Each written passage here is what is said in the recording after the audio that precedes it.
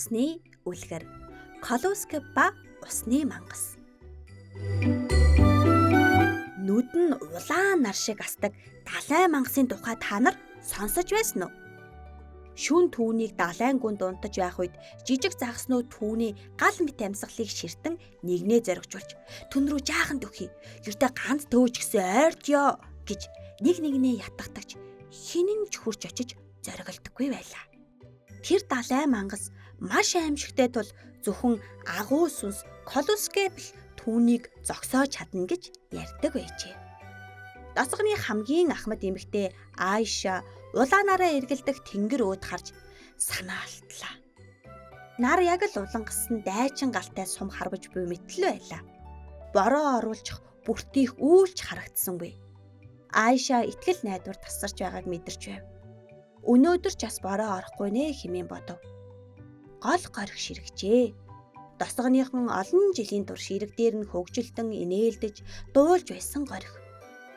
Айша жаахан охин байхдаа усан дээр хөвөг сарыг барих гэж мөн усны долгионтой хамт твгцэн тоглодог байлаа.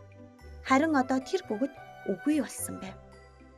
Муу ёрын шид бидний горхийг сорон авч борооны үсийг хөөн зайлуулжээ гэж зарим нь үзв.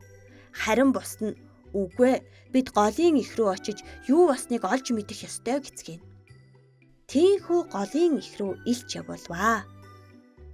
Гэтэл илч тэнд очиод зочирдмоор зүйлийг харлаа.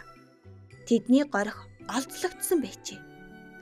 Горихны их дээрх суйрангийн ахлагч усыг бусдтай хуваалцах хүсээгүй тул далан барьжээ. Горихыг хааж өндөр хан босгосон байлаа. Горихны давлгаа хан давн цалигхыг хичээвч чадалгүй буцаар байв. Илж ахлагч дээр очиод чи энэ далангаа нурааж горихыг урсгах ёстой.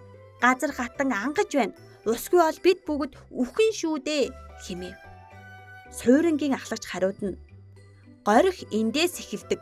Тиймээс энэ бол минийх хэмээн хайрах шиг гатуу гялалцсан нүдэрээ хариулв. Илч бие жижигч бэлчээр том зоригтой ир байлаа. Тэр цээж бардам зогсоод чи үүнийхээ горийг амсандаа гэж хэлээд хан руу дахин үсчих горхийг харсаар буцаж явжээ. Эргэж ирсэн элчийн үгийг хүмүүс ихэндээ сайн ойлгосонгүй.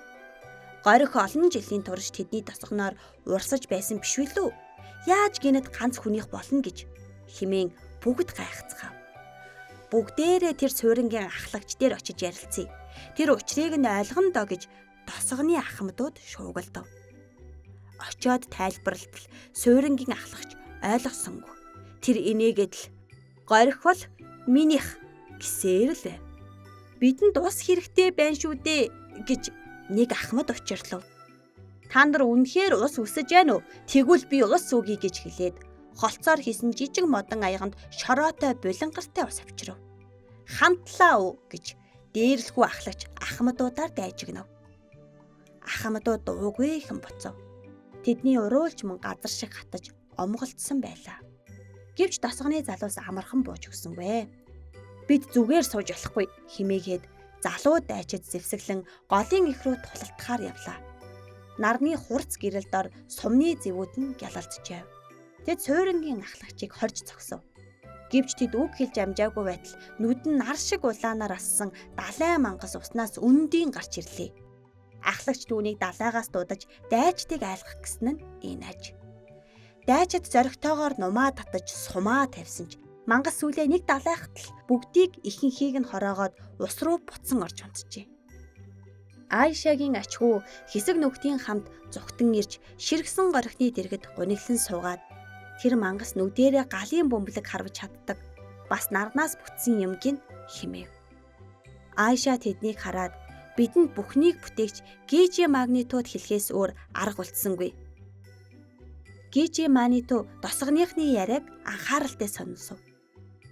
Тэдний сүлд хиймэр гундаж дуунж гарахаа байсныг хараад тэднийг өрөвдөж туслахаар шийджээ. Улмаар агууг сүнс Колоскопыг дуудлаа. Далайн мангасыг зогсоож чадах цорын ганц баатар сүнс тэр байв. Колоскопыг хараад хүмүүс баярлан хашгирцгаав. Учир нь тэр досгоны хамгийн өндөр модноос ч өндөр. Нүүрнийх нь талан цаагаан. Тэр зөөлөнч байж чадна, аимшигтай ч байж чаддаг нэгэн. Баруун мөрөн дээр нь хурц эртэй хумстай сүрлэг хошууга жимийсэн агуу том бүргэд суужэв. Мөн нэг хар, нэг цагаан чонд хажууд нь алхана. Колоскеп голын их рүү зоригтой бөгөөд ямар ч эргэлзээгүй алхлаа. Тэр суйрангийн ахлагчид хандан "Горхийг сулал, эсвэл тулалдъя" хэмээн дуудав. Ахлагч хариу өгсөнгүй. "Горхинаас хүн бүхэн тэгж хүрдэг хэрэгтэй. Ганц хүний эзэмшил биш" гэж Колоскеп дахин хэлв. Хариу үйл ирлээ. Колоскеп нумаа татхад газар дөргөв. Далай мангас ирж байна гэдгийг тэр ойлгов. Колоскеп түүний анивчдаггүй нүдийг олж хараад тулалдахдаа бэлэн болов. Мангас ууртайгаар архирч Колоскепийг хөлөөрөө гიშгэхийг оролдов. Гэвч хоёр чон хайраст биерүүн шүдээ зоолоо. Мангас өвдсөндөө уйлж чоннуудыг сэгсрэх гэж оролдов. Гэвч тэд салахгүй л байлаа. Мангас Колоскеп руу галтай бөмбөлөг харав. Колоскеп бултаж ард нь байсан мод шатав. Мангас дахин гал харвах гэж байтал бүргэд нисэн очиж нэг нүдийг нь суг татан авав. Аимшиг дулаан нарнууд алга болов. Гэвч мангас тулалдахаа зогсоосонгүй. Тэр өхөхээс айхгүй байв. Чоннуу түүнийг хазлан сэгсэрч байхад өшөглөж хөв. Мангас дөхөх тусам Колоскеп түүний галтай халуун амьсгалыг мэдэрч байлаа. Харин энэ үед Колоскепийн бие улам томорсоор эцэст нь мангас түүний шагаагаар татхаар жижигхэн болов. Тэр аврах том хөлөөрөө мангасыг гიშгэн тогтов. Колоскеп аврах том гараараа нэг савж даланг нураахад гол яг л унаг давхилдах шиг досхон руу урсаж эхлэв. Адас холоос хуйлран урсаж буй голыг хараад тосгоны иргэдийн нүд хэрэлдэв. Айшагийн ачхуу баярлан дэвцэж хэрцгэр ясанд хонхолцсон инээн. Айша өндөр настайгаач мартан яг л жаахан охин шиг баярлан ус руу өсрөн орлоо. Хүмүүс түүнийг усан зэлхийг хараад мөн л ус руу орцгов. Шүн болтол тэд сэлжээ. Зарим нь ядарсан ч жаргалтайгаар эрэг рүү гарлаа. Харин зарим нь үлдэж Айшаг даган усан дээр хөвөх сарыг хөөж загас жараахаа эрг чөлөөтэй сэлцгээв. Горхинтой маш хартай Айша загас болж усандаа үүрд сэлсээр үлдсэн юм гэлээ.